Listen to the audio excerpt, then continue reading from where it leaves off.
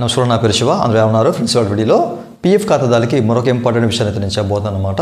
So చాలామంది comment సెక్షన్లో అడుగుతున్న ప్రశ్న ఏంటంటే పాత పీఎఫ్ అకౌంట్లో ఉన్న పెన్షన్ అమౌంట్ని ఎట్లా విత్డ్రా చేయాలని చెప్పేసి నన్ను అడుగుతున్నారన్నమాట. ఇందులో 2 టైప్ ఆఫ్ పీపుల్స్ అయితే ఉన్నారన్నమాట. సో ఒకళ్ళు ఏంటంటే నేను ఉద్యోగం చేస్తున్నాను లేదా ఉద్యోగం వదిలేశాను, బట్ పాత పీఎఫ్ ఖాతాలో ఉన్న పెన్షన్ అమౌంట్ని ఎట్లా విత్డ్రా చేయాలి. అట్లాగే ఫైనల్ సెటిల్మెంట్ చేశాను, రెండో కేటగిరీ. ఫైనల్ సెటిల్మెంట్ చేశాను బట్ నాకు పెన్షన్ అమౌంట్ అనేది స్టక్ అయిపోయింది, దీన్ని ఎట్లా విత్డ్రా చేయాలి, ఎట్లా చాలామంది అడుగుతున్నారు కాబట్టి సో దీనికి సంబంధించిన కంప్లీట్ డీటెయిల్స్ మీకు వీడియోలో చెప్పబోతున్నాను అనమాట. అయితే స్కిప్ చేయకుండా ఎవరికి చూడండి, మీకు క్లియర్గా అర్థమవుతుంది. ఓకే, అయితే వీడియోలోకి వెళ్ళే ముందు ఇలాంటి విషయాలు మీరు మరి వీడియో కింద సబ్స్క్రైబ్ బటన్ ఉంది, అంటే ఆప్ చేసి మన సబ్స్క్రైబ్ చేసి పక్కన ఉన్న బెల్ బటన్ని యాక్టివేట్ చేయండి, అదే కాకుండా లైక్ చేయండి.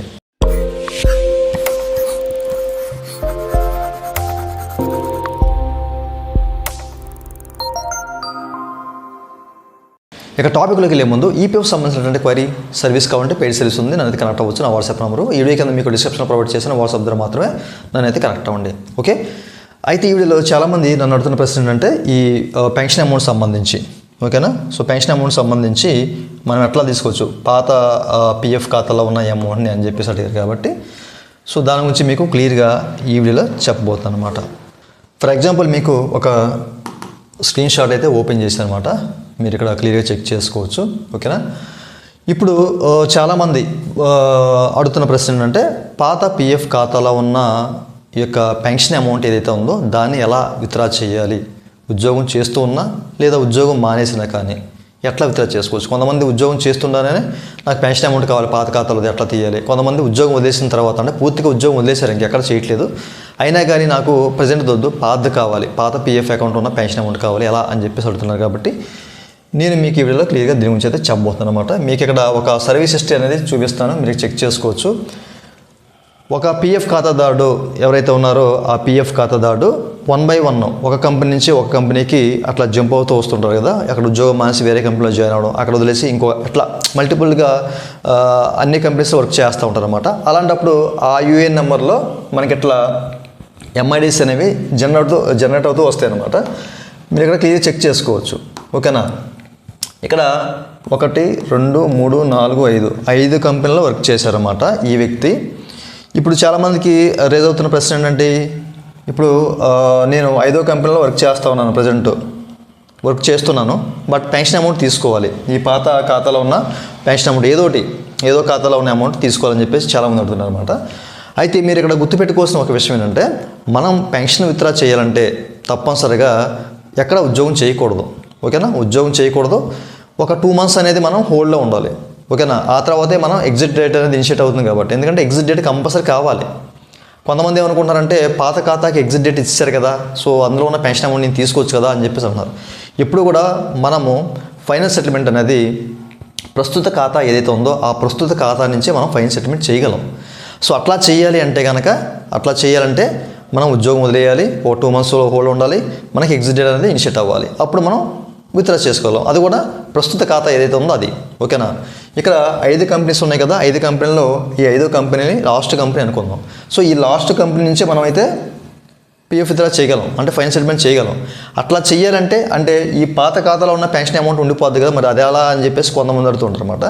ఎప్పుడు కూడా ఈ 5వ 5లోకో లేకపోతే 1లోది 2లోకో ఇట్లా ట్రాన్స్ఫర్ చేసుకుంటూ వస్తుంది. ఏదైనా ఓవరాల్గా మనం ఏంటంటే ఈ 4 కూడా ఈ 5వ ఖాతా ఏదైతే ఉందో అందులోకి మనం ట్రాన్స్ఫర్ చేసుకోవాలి, ప్రీవియస్ టు ప్రజెంట్ ఐడిలోకి ట్రాన్స్ఫర్ చేసుకోవాలి. ట్రాన్స్ఫర్ చేసి మనం రెడీగా ఉన్నాం అనుకోండి, ఎప్పుడైనా ఉద్యోగం మానేస్తే 5వ కంపెనీలో అప్పుడు మనం ఫైనల్ సెటిల్మెంట్ చేస్తాం కదా, దీనికి లింక్ అయిన ఏవైతే ప్రీవియస్ ఎంఐడీస్ ఉన్నాయో అవన్నీ కూడా మనకి అందులో ఉన్న పెన్షన్ అమౌంట్ అన్నీ కూడా మనకి సెటిల్ అయిపోతాయి. ఓకేనా, అంతేగాని మనము ఉద్యోగం చేస్తుండగా కానీ లేదా ఉద్యోగం వదిలేసినా కానీ పర్టిక్యులర్ ఒక ఎంఐడి నుంచి మనం అమౌంట్ తీయాలంటే కనుక పాత దాంట్లోంచి అంటే పెన్షన్ అమౌంట్ మనం తీయలేం. ఓకేనా, ఇప్పుడు కూడా ఉద్యోగం వదిలేసిన తర్వాత మనకి ప్రీవియస్ ఏదైనా ఎంఐడీస్ ఉంటే కనుక వాటన్నిటిని ప్రజెంట్లోకి ట్రాన్స్ఫర్ చేసుకున్న తర్వాత మాత్రమే మనం ఏదైనా సెటిల్మెంట్ చేసుకుంటే అవకాశం అయితే ఉంటుంది. అంతేగాని పర్టికులర్గా ఒక్కొక్క ఐడి నుంచి మనం ప్రస్తుతానికైతే ఆ రూల్ లేదు, మరి ఫ్యూచర్లో వస్తుందేమో మరి చూడాలి. ఓకేనా, ప్రస్తుతానికైతే మనకి ఆ రూల్ అయితే లేదు. మనం ఇప్పుడు కూడా అలా తీయాలంటే ఇలా. ఓకేనా, మీకు ఈ విషయం క్లియర్గా అర్థమైంది అనుకున్నాను. చాలామంది నన్ను అడుగుతున్నారు, సార్ మాకు ఇట్లా 4-5 కంపెనీస్ ఉన్నాయి, మేము పాత దాంట్లో ఉన్న పెన్షన్ అమౌంట్ తీసుకోవాలి. కొంతమంది ట్రాన్స్ఫర్ చేసిన తర్వాత ఎప్పుడు కూడా మనము పిఎఫ్ అకౌంట్ని పాత పిఎఫ్ అకౌంట్ కొత్త పిఎఫ్ అకౌంట్లోకి మనం ట్రాన్స్ఫర్ చేసామనుకోండి, పెన్షన్ అమౌంట్ రాదు, పెన్షన్ అమౌంట్ అక్కడే ఉంటుంది. ఇప్పుడు ఒకటో కంపెనీ ఉందండి, ఒకటో కంపెనీ మనం 5వ కంపెనీలోకి ట్రాన్స్ఫర్ చేయాలంటే ప్రజెంట్ కంపెనీ మన 5వ కంపెనీ కదా, ఇందులోకి మనం ట్రాన్స్ఫర్ చేసామనుకోండి, పెన్షన్ అమౌంట్ మాత్రం అందులోనే ఉంటుంది. ఓకేనా, ఎంప్లాయ్ షేర్ మాత్రమే ఇందులోకి వస్తుంది, పెన్షన్ షేర్ మాత్రం అందులో ఉంటుంది. అంత మాత్రాన మనకి అది ట్రాన్స్ఫర్ అవ్వలేదు అని కాదు, ట్రాన్స్ఫర్ అయ్యింది. బట్ ఇప్పుడైనా మీరు చెక్ చేసుకోండి, ఎంప్లాయ్ షేర్ మనకు మూవ్ అయిపోయిందంటే అది ట్రాన్స్ఫర్ అయిపోయినట్లే. ఈ పెన్షన్ అమౌంట్ ఎప్పుడు తీసుకోవచ్చు అంటే, ఇక్కడ మనం 5వ కంపెనీలో ఉద్యోగం మానేసి ఫైన్ సెటిల్మెంట్ చేస్తాం కదా, అప్పుడు ఇందులో ఉన్న అమౌంట్ కూడా దీనికి లింక్ అయినా, ఈ ప్రజెంట్ ఐడి ఏదైతే ఉందో దానికి లింక్ అయినా ప్రీవియస్ ఐడీస్లో ఉన్న పెన్షన్ అమౌంట్లు అన్నీ కూడా మనకే సెట్ అయిపోతాయి అన్నమాట. ఓకేనా, ఇది మీరు గుర్తుపెట్టుకోవాలి. చాలామంది నన్ను అడుగుతున్నారన్నమాట, సో ఎట్లా సార్ మాకు మేము ట్రాన్స్ఫర్ చేసిన తర్వాత కూడా మాకు ఆ పెన్షన్ అమౌంట్ అట్లా ఉండిపోయింది ఏంటి అని చెప్పేసి. సో ఇష్యూ ఏం లేదు ఇందులో. ఓకే, ఈ విషయం మీకు క్లియర్ అర్థమైంది కదా. ఇప్పుడు మీకు ఈ విషయాలు క్లియర్ అర్థమైంది అనుకుంటున్నాను. ఎప్పుడు కూడా మనం ఉద్యోగం మానేసినా కానీ పాత కంపెనీలో ఉన్న పెన్షన్ అమౌంట్ ఏదైతే ఉందో పర్టికులర్గా ఆ ఎంఐడి నుంచి మనం అయితే తీయలేం. Okay, clear. ఇప్పుడు కొంతమంది అడుగుతున్న ప్రశ్న ఏంటంటే, సార్ నేను ప్రాపర్గా వచ్చాను, ఇప్పుడు నాకు 5 ఐడీస్ ఉన్నాయి కదా, ఇది నాకు లాస్ట్ ఐడి కదా, నేను 1 నుంచి 2కి ట్రాన్స్ఫర్ చేశాను, 2 నుంచి 3కి ట్రాన్స్ఫర్ చేశాను, 3 నుంచి 4 చేశాను, 4 నుంచి 5కి ట్రాన్స్ఫర్ చేశాను. కొంతమంది ఏం చేస్తారు,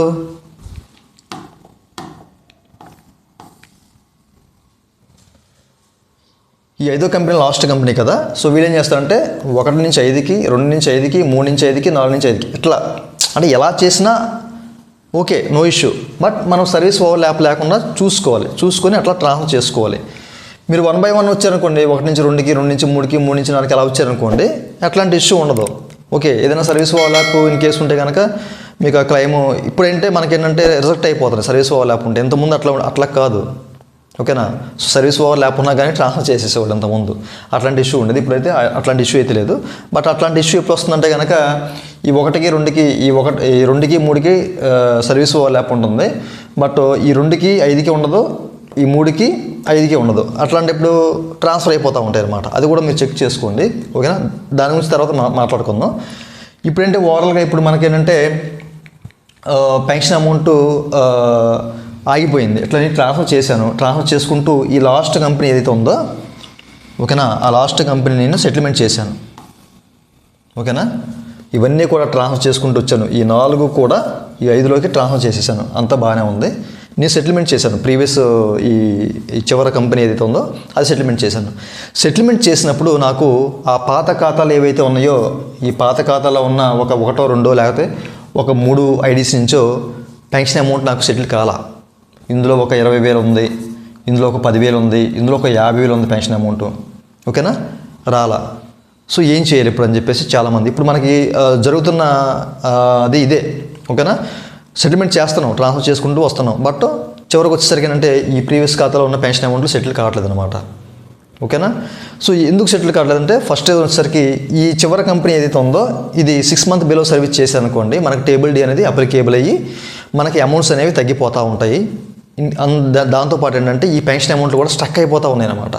ఇది కూడా మీరు గమనించాలి. ఇప్పుడు కూడా లాస్ట్ కంపెనీ ఏదైతే ఉందో ఇది 6 month అబోవ్ సర్వీస్ ఉంటే, కనీసం ఒక 7 నెలల్లో లేకపోతే 8 నెలల్లో మీరు వర్క్ చేశారనుకోండి, నో ఇష్యూ. సో అట్లా ఆ సర్వీస్లో ఉండి ఈ పాత ఖాతాలన్నీ కూడా ట్రాన్స్ఫర్ చేసుకున్నారు అనుకోండి, ఎట్లాంటి ఇబ్బంది ఉండదు అనమాట. అట్లా కాకుండా మీకు 6 month బిలో సర్వీస్ ఉండి చివరి కంపెనీ మీరు ఇవన్నీ ట్రాన్స్ఫర్ చేసుకున్నారు అనుకోండి, అట్లాంటి ఇష్యూస్ అని జనరేట్ అవుతాయి. కొంతమందికి ఓకే, నాకు 6 month అబోవ్ సర్వీసే ఉందండి, అయినా కానీ నాకు ఈ పెన్షన్ అమౌంట్లు పాతి రాలా, ఉన్నా లేకపోయినా. ఒకవేళ 6 month బిలో సర్వీసే ఉంది అలాంటప్పుడు ఇందులో ఒక 50,000 ఉందనుకోండి, ఇందులో ఎంత కొంత తగ్గాలి. 10,000 ఉంటే తగ్గాలి, 20,000 ఉంటే తగ్గాలి, తగ్గి రావాలి. కానీ అలా రాలా, ఆగిపోయినాయి మొత్తం మీద. సో ఏం చేయాలని చెప్పేసి చాలామంది అడుగుతున్నారు అనమాట. ఇదే ఎక్కువ మంది వచ్చే ఇష్యూ సెటిల్మెంట్లో. ఇలా కనుక మీకు ఆగిపోతే కనుక, ఓకేనా, ఇలా ఆగిపోతే కనుక మీరు వెంటనే గ్రీవెన్స్ రేజ్ చేయండి. ఓకేనా, సో గ్రీవెన్స్లు ఏంటంటే నేను చేసిన కొన్ని క్లెయిమ్స్లో గ్రీవెన్స్ పెడితే వాళ్ళకి అమౌంట్స్ అనేవి సెటిల్ అయ్యాయి అనమాట. ఓకేనా, సో గ్రీవెన్స్ అంటే ఏంటి, ఇప్పుడు మీకు తెలిసే ఉంటుంది గ్రీవెన్స్ పోర్టల్ అట్లా ఉంటుంది, మన ఛానల్ రెగ్యులర్గా ఫాలో అయ్యే వాళ్ళకి. సో ఫ్యూచర్లో ఒకసారి కామెంట్లో నాకు ఈ గ్రీవెన్స్ అనేది ఎట్లా అప్లై చేయాలి అనేది కామెంట్ చేయండి. నేను తప్పనిసరిగా మళ్ళీ పర్టికులర్గా దానికి సంబంధించిన వీడియో అయితే చేస్తాను అనమాట. ఆ గ్రీవెన్స్లు ఏంటి, ఇప్పుడు మీకు ఏవైతే ఆగిపోయినాయో 1, 2, 3 ఈ అనుకుందాం, ఫర్ ఎగ్జాంపుల్ చెప్తున్నాను, ఈ 3 కంపెనీకి సంబంధించిన పెన్షన్ అమౌంట్లు అయితే రాలా. ఈ 3 ఈ యొక్క ఐడి అంటే ఈ ఎంఐడి సంబంధించిన ఈ పాస్బుక్లు ఏవైతే ఉన్నాయో అవి మీరు డౌన్లోడ్ చేసి ఈ 3 కూడా మెర్జ్ చేయండి. ఓకేనా, మెర్జ్ చేసి దాంతోపాటు మీ బ్యాంక్ పాస్బుక్ ఉంది కదా దాన్ని కూడా మెర్జ్ చేసి గ్రీవెన్సీలో మీరు ఫామ్ 19 అలాగే ఫామ్ 10C పెడతారు కదా, ఈ 10C ఈ రెండింటికి సంబంధించిన ట్రాకింగ్ ఐడీస్ ఉంటాయి. మీరు స్టేటస్లోకి వెళ్తే మీకు అవి కనబడతాయి అన్నమాట.